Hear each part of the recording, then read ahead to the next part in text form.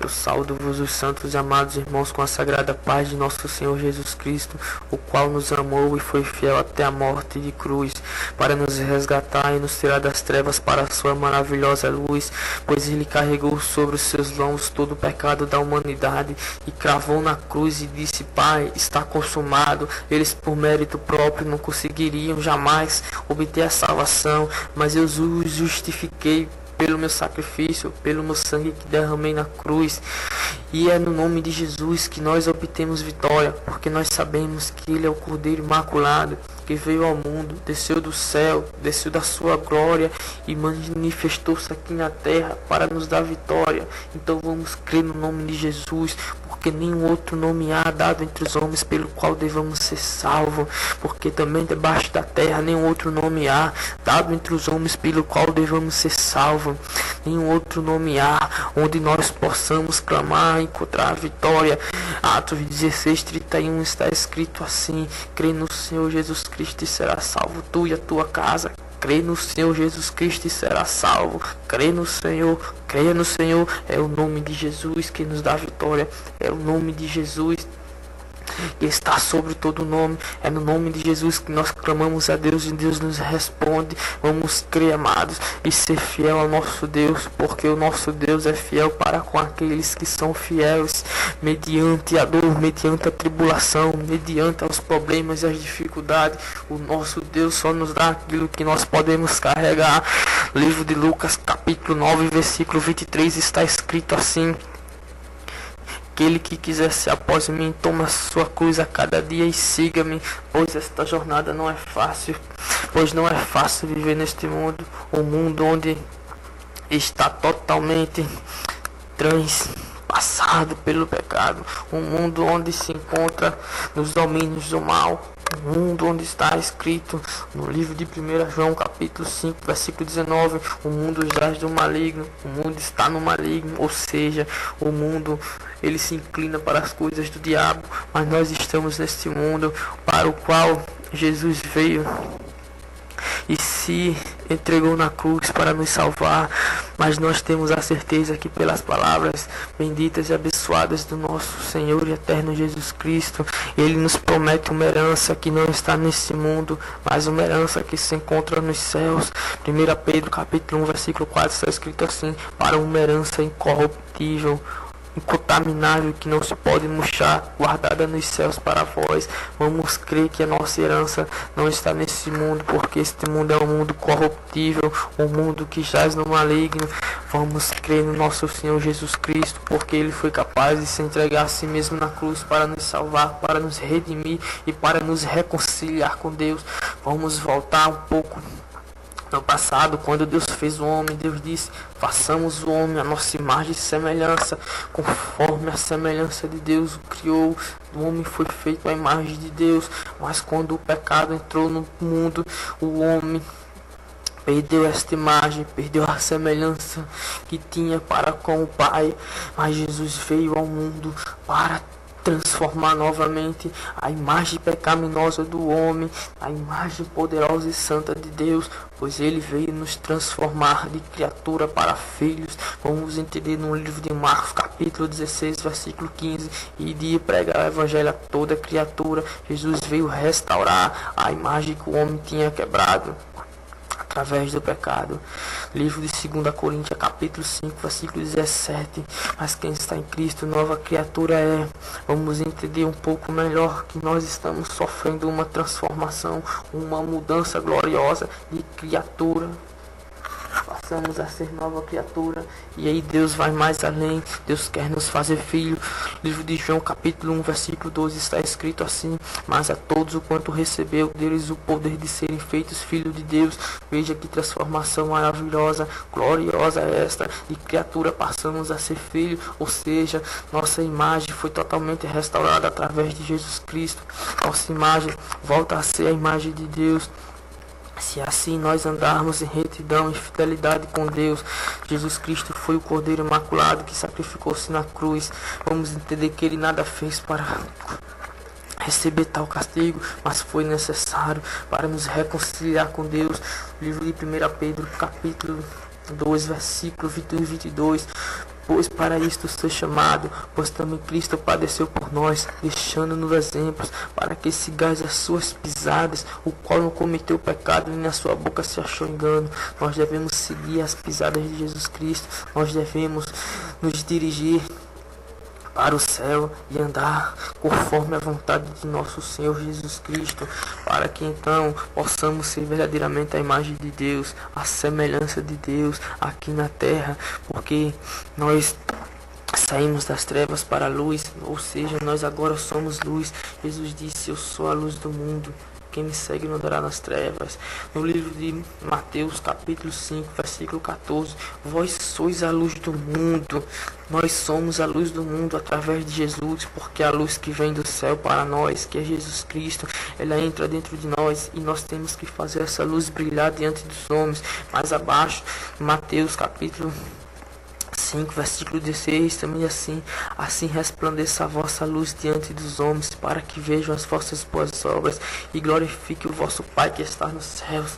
Nós temos que fazer a nossa luz brilhar diante dos homens, para que eles entendam que Deus é Deus e que nós somos a imagem de Deus e que nós somos representantes oficiais do reino de Deus aqui na terra, pois Jesus Cristo nos resgatou com preço de sangue, e nós somos agora totalmente transformados. É através de Jesus que nós temos certeza que nós somos filhos de Deus e vamos levar a mensagem de Deus para todos que estão na terra, para que então eles venham a conhecer a Deus, conhecer a Jesus Cristo, e que o Espírito Santo possa fazer morada no coração de cada um. Jesus Cristo é o caminho, a verdade e a vida. João 14:6.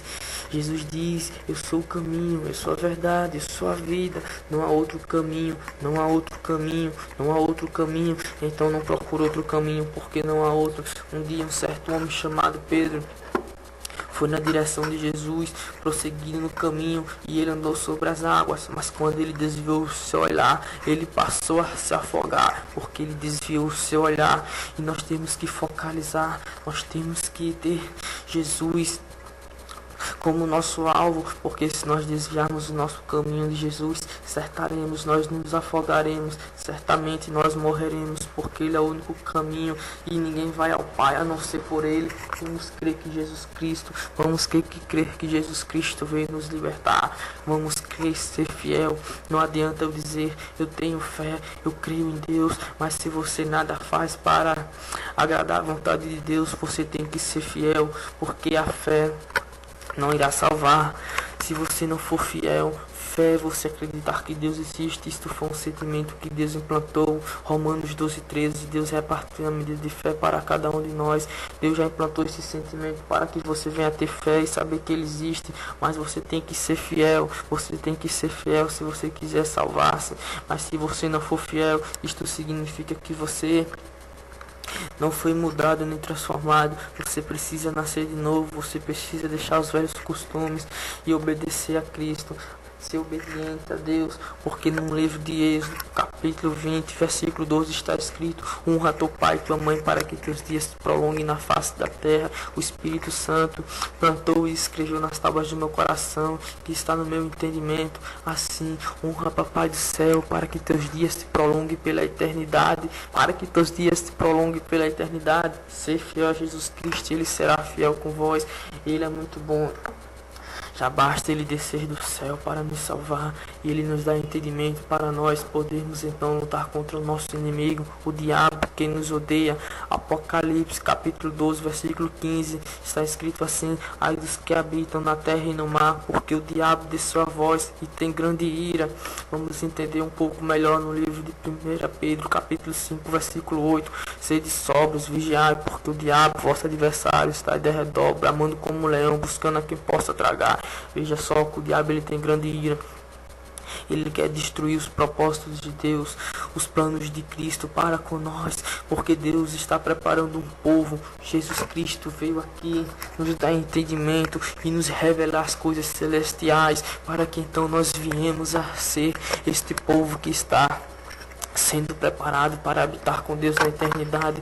Efésios capítulo 5, versículo 27 está escrito: para apresentar a si mesmo igreja gloriosa, sem mácula, sem ruga, sem coisa semelhante, mas santa e irrepreensível. Veja que Deus está preparando um povo santo, amado, sem mácula, sem ruga.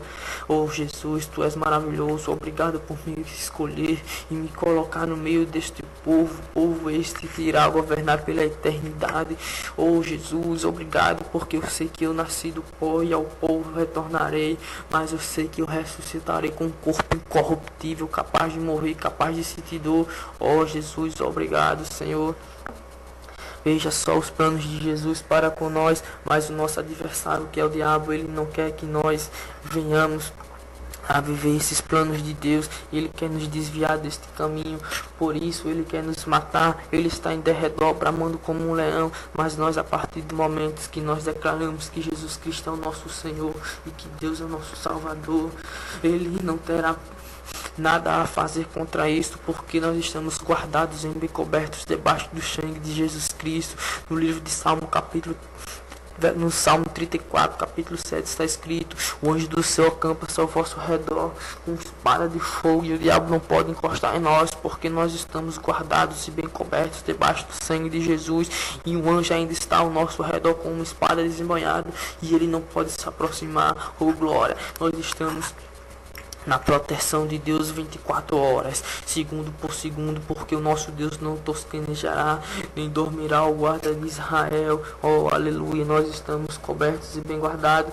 Deus é irredutível, não se pode vencer, e Ele nos dá confiança de podermos estar seguros mediante a nossa fidelidade a Ele, porque nós servimos a Deus. A Bíblia diz que o ser humano não pode ter dois senhores, ou seja, ou você serve ao diabo ou serve a Deus, e nós estamos aqui para batalhar por você, porque você será um servo, mas que serve, você será filho de Deus, o qual poderá usufruir das maravilhas que Deus tem preparado para os que o amam. Vamos entender um pouco melhor no livro de Mateus, capítulo 25, versículo 34.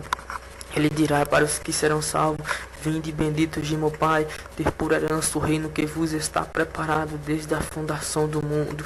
Oh, aleluia! Vamos entender desde a fundação do mundo.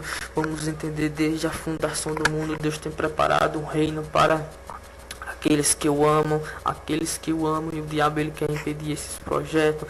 Ele quer trabalhar para combater contra os fiéis, para que então eles venham perecer junto com ele e vá morar na eternidade, no lago do fogo, o qual já está preparado para o diabo e seus anjos. Ele quer levar muitos, mas nós temos por objetivo seguir a Cristo e ser fiel até a morte, ser fiel até a morte, ser fiel até a morte, independente da situação, porque nosso alvo é Jesus Cristo.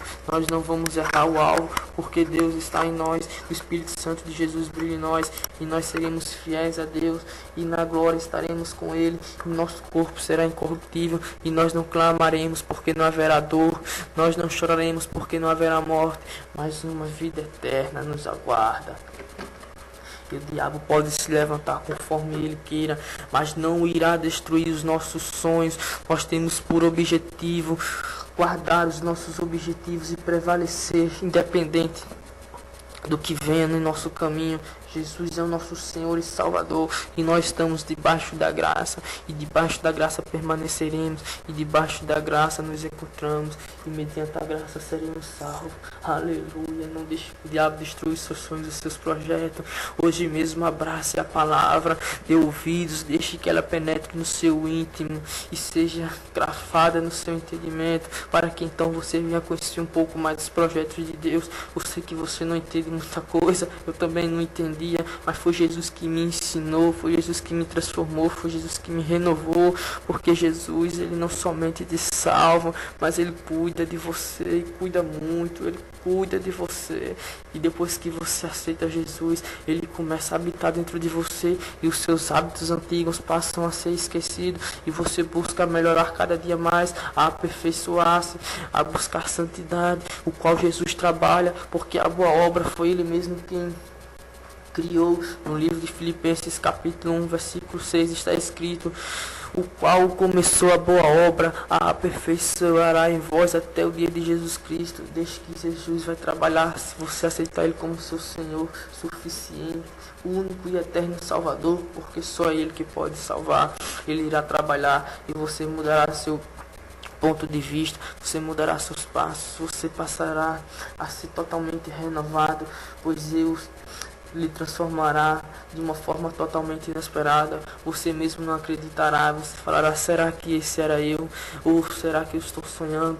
Porque Ele vai trabalhar de maneira grande e você será feliz eternamente, não somente aqui, porque os seus objetivos não serão mais produzir riquezas e frutos para este mundo, para poder então dizer: eu sou um homem rico, farto, cheio de tudo, porque os seus projetos passarão a ser vida eterna, vida eterna, vida eterna. Não há nada mais importante do que a vida eterna. Creia, amado, você será salvo. Creia no nome de Jesus Cristo. Eu espero que esta palavra venha frutificar em seu coração, em nome de Jesus. Amém.